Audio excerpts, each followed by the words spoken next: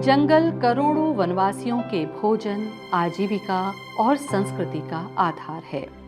छत्तीसगढ़ राज्य का 44% हिस्सा जंगल है। यहाँ के जंगलों में सैकड़ों प्रकार की जड़ी बूटियां पाई जाती हैं। उनमें से एक औषधीय फल है हर्रा। हर्रा या हरड़ सर्दी, खांसी, कब्ज और कई तरह की बीमारी के इलाज में काम आता है। अगहन पूस के महीने यानी दिसंबर में ये पक जाता है। इसके संग्रहण से छत्तीसगढ़ के लाखों परिवारों की आजीविका चलती है। हर्रा का संग्रहण करते हुए कुछ बातों को ध्यान में रखना बेहद जरूरी होता है ताकि अच्छे और अधिक मात्रा में फलों का संग्रहण किया जा सके।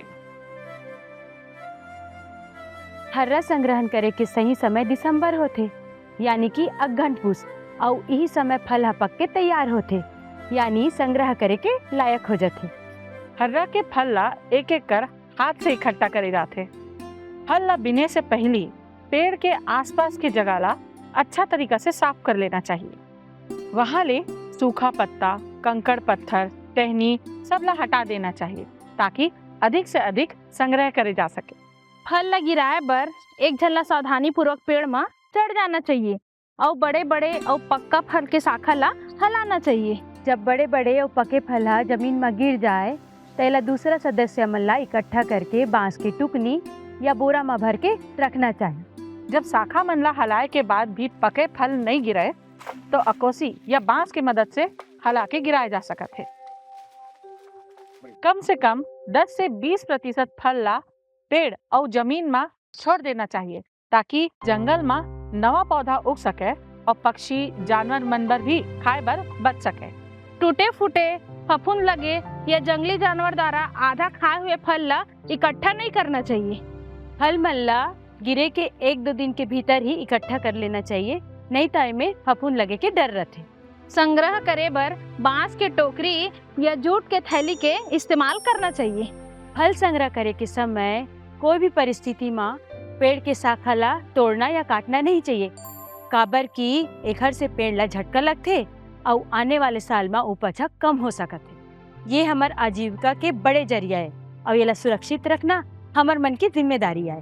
सबो हर्रा संग्रहक परिवार मन ला ये छोटे छोटे और आसान बात के ध्यान रखना चाहिए और बहुत से और बढ़िया हर्रा इकट्ठा करके अपन आमदनी ला बढ़ाना चाहिए।